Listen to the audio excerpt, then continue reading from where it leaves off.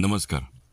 श्रद्धा सत्संग या यूट्यूब चॅनलमध्ये तुम्हा सगळ्यांचं स्वागत. आज आपण जाणून घेणार आहोत की नारळी पौर्णिमा का साजरी केली जाते.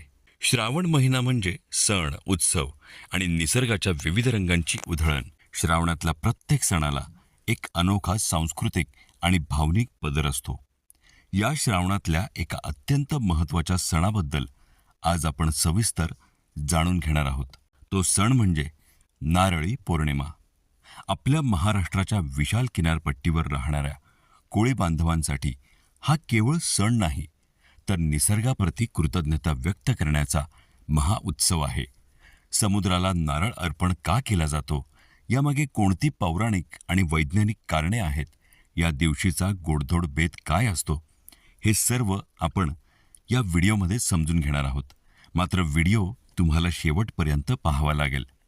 महाराष्ट्राला सुमारे 720 किलोमीटरचा विशाल समुद्र किनारा लाभला आहे आणि या किनाऱ्यावर पिढ्यानपिढ्या वास करतो तो आपला भूमिपुत्र कोळी समाज.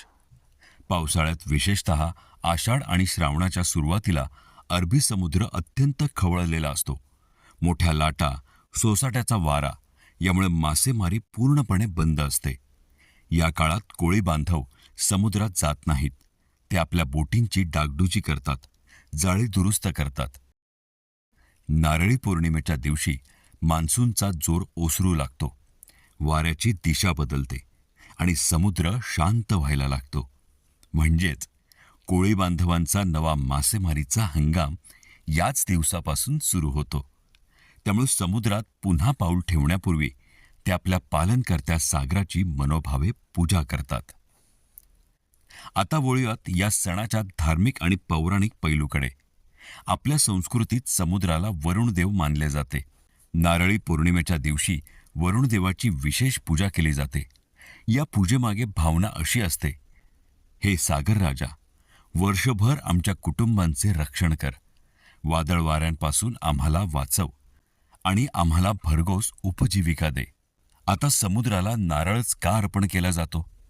हिंदू धर्मात नारळाला श्रीफळ म्हणजे अत्यंत शुभ आणि परिपूर्ण फळ मानले गेले आहे. नारळाला 3 डोळे असतात, ज्यांना शंकराच्या त्रिनेत्राचे प्रतीक मानले जाते. असे पवित्र फळ समुद्राला अर्पण करून मनुष्य निसर्गापुढे नतमस्तक होतो. नारळी पौर्णिमेचा दिवस कोळीवाड्यात कसा साजरा होतो, हे दृश्य पाहण्यासारखे असते. सकाळपासूनच घरात उत्साहाचे वातावरण असते. पुरुष पारंपरिक सुरखा आणि सदरा घालतात, तर महिला नऊवारी साडी आणि पारंपरिक दागिने नेसून सजतात. बोटींना पताका, फुले लावून सजवले जाते.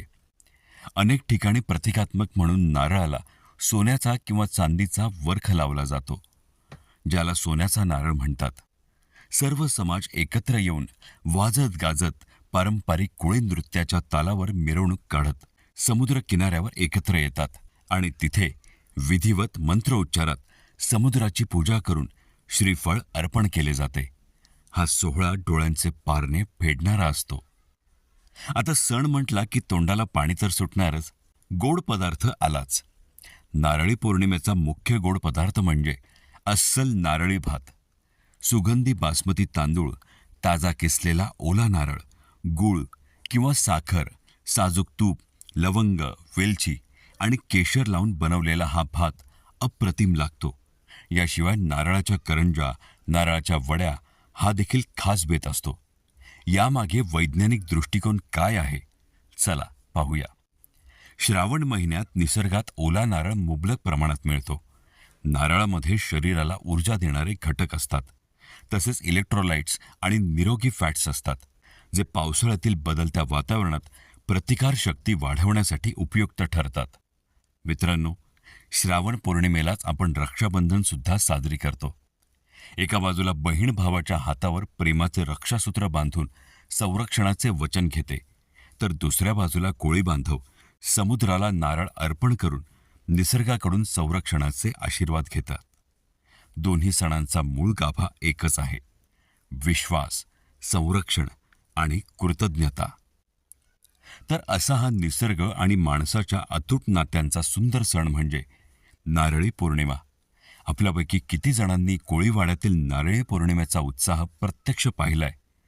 आणि तुमच्या घरी नारळी भात कसा बनवला जातो आम्हाला खाली कमेंट बॉक्समध्ये नक्की सांगा. जर हा व्हिडिओ तुम्हाला आवडला असेल तर व्हिडिओला लाईक करा, शेअर करा आणि आपलं चॅनल श्रद्धा सत्संग याला सबस्क्राईब करायला विसरू नका.